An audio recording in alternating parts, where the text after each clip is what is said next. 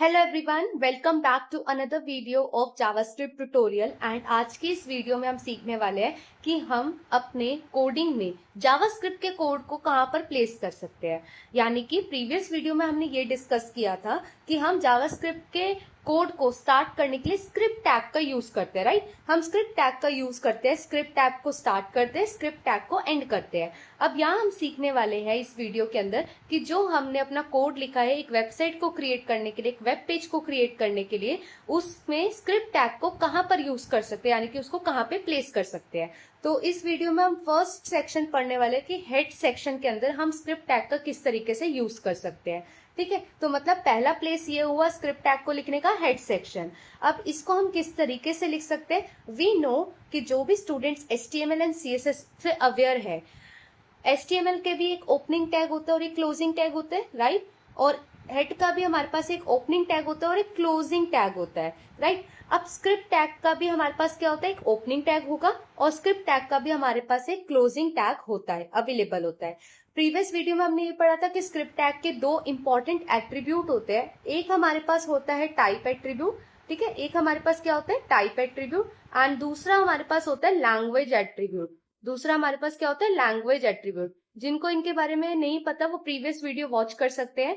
And यहाँ पर हमने फॉर एग्जाम्पल हमने टाइप को ले रखा है टेक्स्ट स्लैश जावास्क्रिप्ट, जिसकी वैल्यू हमें यही सेट करनी होती है। और आप चाहो तो लैंग्वेज को भी ले सकते हो, that is equal to JavaScript. दोनों ही इंपॉर्टेंट है एक इंटरव्यू पॉइंट ऑफ व्यू से, क्योंकि इंटरव्यूअर आपको ये देखता है कि किसी भी लैंग्वेज को आपने कितना डीपली स्टडी कर रखा है, राइट। अदरवाइज आप नॉर्मल प्रैक्टिस के केस में आप क्या कर सकते हो, डायरेक्टली स्क्रिप्ट टैग को भी लिख सकते हो।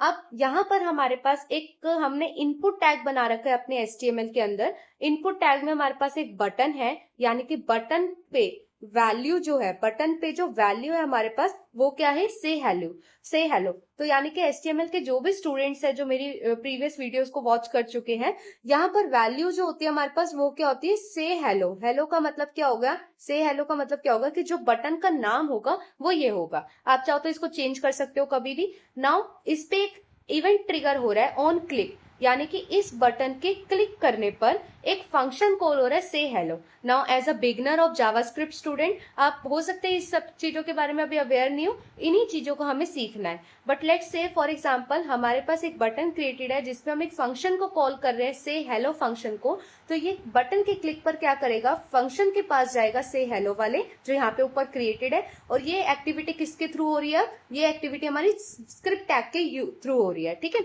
अब ये से हेलो फंक्शन को कॉल करने पर हमारा क्या कोड डिफाइंड है, अलर्ट। अलर्ट क्या है, हेलो वर्ल्ड, ठीक है। यानी कि जैसे मैं इस बटन पे क्लिक करूंगी तो उसके थ्रू मेरा एक अलर्ट ओपन होगा, जो अलर्ट मुझे क्या प्रिंट करके देगा, हेलो वर्ल्ड को प्रिंट करके देगा, ठीक है। तो ये मैंने शॉर्ट में लिख दिया, ये मुझे प्रिंट करके देगा हेलो वर्ल्ड।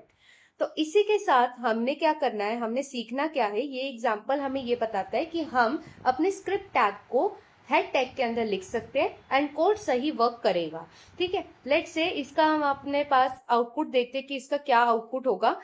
यहाँ पर हमारे पास इसके आउटपुट को समझे तो यहाँ जैसे मैंने बताया कि एक बटन आएगा, बटन के क्लिक करने पर हमारे पास एक अलर्ट मैसेज शो होगा, जिसपे ये जो होगा मैसेज फ्रॉम वेब पेज, हो सकता है आपके में कुछ और हेडिंग आए, ये डिपेंड करता है कि आप कौन सा ब्राउजर यूज कर रहे हो। एंड जो भी मैसेज आप प्रिंट करवाना चाहते हो वो यहाँ पर आपके पास शो हो जाएगा। So this is basically N alert box, जिसके ओके के क्लिक करने पर वो अलर्ट बॉक्स जो ओपन होगा वो क्लोज हो जाएगा। जब आप फिर से बटन पे क्लिक करोगे तो फिर से जितनी बार मतलब आप बटन पे क्लिक करोगे उतनी बार आपका ये अलर्ट बॉक्स क्या हो जाएगा, ओपन हो जाएगा, राइट। अब इसके अल्टरनेटिव, जिस स्टूडेंट्स को ये कोड नहीं समझ में आया है, जो टोटली बिगनर है और उन्होंने सीखनी है, मेरी वीडियोस के साथ कनेक्टेड रहेंगे। और अभी मैं इसका एक अल्टरनेटिव आपको बता रही हूँ, ठीक है, क्योंकि आई अंडरस्टैंड कि एज अ बिगनर हमें ये कोड बिल्कुल समझ नहीं आएगा। तो इसके अल्टरनेटिव में हम क्या लिख सकते हैं, हमने अपने HTML के टैग्स को स्टार्ट किया, राइट। तो बेसिकली HTML के टैग्स को स्टार्ट करने के बाद हम सीधा हेड टैग को स्टार्ट करेंगे, ठीक है।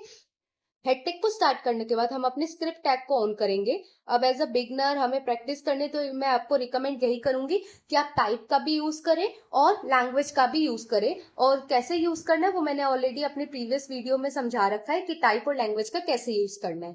नाउ यहाँ पर हम ये समझेंगे कि जो हमारा स्क्रिप्ट टैग है उसको हमने स्टार्ट किया, ठीक है। अभी स्क्रिप्ट टैग के अंदर हम क्या लिखेंगे, कंसोल डॉट लॉग। अब कंसोल डॉट लॉग क्या होता है, ये क्या नई चीज है? तो console dot log basically students क्या होता है, एक second, console dot log basically क्या होता है स्टूडेंट्स, ये आपके वेब ब्राउजर के इंस्पेक्ट पे आपको आउटपुट चेक करने के लिए दे सकता है, ठीक है।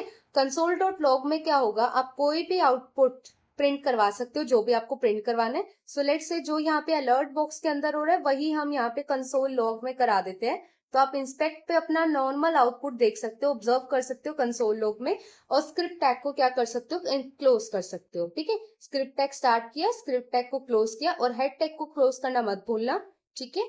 तो हेड टैग को भी हम यहाँ पे क्लोज कर देंगे। अब यहाँ से क्या हो रहा है, हमें बस ये समझ में आ रहा है कि स्क्रिप्ट टैग जो है, ये स्क्रिप्ट टैग के अंदर जो लिखा है वो जावास्क्रिप्ट है, ठीक है। ऑफ कोर्स, क्योंकि स्क्रिप्ट टैग किस लिए होते हैं, जावास्क्रिप्ट के लिए होते हैं। एंड कंसोल डॉट लॉग का मतलब होता है कि ये जो हमारे पास यूज होता है, ये फंक्शन है, ये फंक्शन हमारा किस लिए यूज होता है, ये फंक्शन हमारा यूज होता है डिस्प्ले करने के लिए। क्या डिस्प्ले करने के लिए? ये हमारा मैसेज डिस्प्ले करने के लिए यूज किया जाता है। ऑलराइट, तो आई होप ये क्लियर हो गया हो आपको। आप एक बार ट्राई करना इसको अपने ब्राउजर पे, and then you will get to know कि किस तरीके से ये वर्क करता है। आप इंस्पेक्ट ओपन करना एंड उससे आपको आउटपुट जो है वो डिस्प्ले हो जाएगा, ठीक है। राइट क्लिक करके इंस्पेक्ट ओपन करना।